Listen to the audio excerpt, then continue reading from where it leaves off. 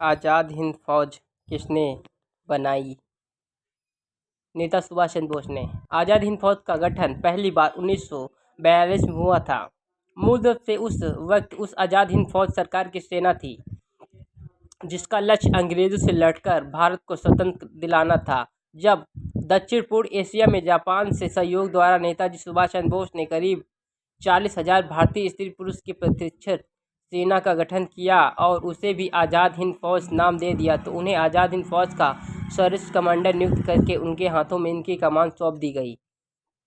द्वितीय विश्व युद्ध के दौरान सन 1942 में जापान की सहायता से टोक्यो में भारत को अंग्रेजों से कब्जे से स्वतंत्र कराने के लिए आज़ाद हिंद फौज या इंडियन नेशनल आर्मी नाम सशस्त्र सेना का गठन किया। इस सेना के गठन में कैप्टन मोहन सिंह, राय बिहारी बोस और निरंजन सिंह गिल ने महत्वपूर्ण भूमिका निभाई। आज़ाद हिंद फौज की स्थापना का विचार सर्वप्रथम मोहन सिंह के मन में आया था। इस बीच विदेश में रह रहे भारतीयों के लिए इंडिया एनफोर्ड लीग की स्थापना की गई, जिसका नाम सर्वप्रथम सम्मेलन जून 1942 में ईस्वी में बैंकॉक में हुआ था। आरंभ में इस फौज में जापान द्वारा युद्ध बंदी बना लिए गए भारतीय सैनिकों को लाया गया था। बाद में इसमें बर्मा और मलाया में स्थित भारतीय सहयोग भी भर्ती हो गए। आरंभ में इस सेना में लगभग 16,300 सैनिक थे।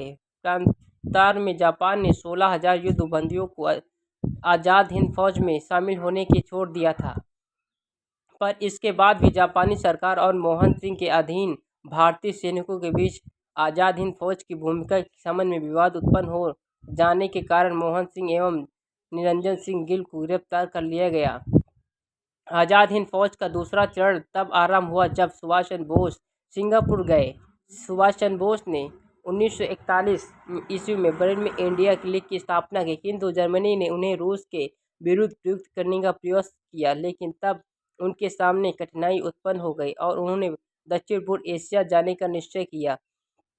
एक वर्ष सुभाष चंद्र बोस अपनी पनडुब्बी द्वारा जर्मनी से जापानी नियंत्रण वाले सिंगापुर पहुंचे और जापानी ही जून 1943 में टोक्यो रेडियो में घोषणा की कि वो अंग्रेजों से ये आशा करना बिल्कुल व्यर्थ है कि वो स्वयं अपना साम्राज्य छोड़ देंगे।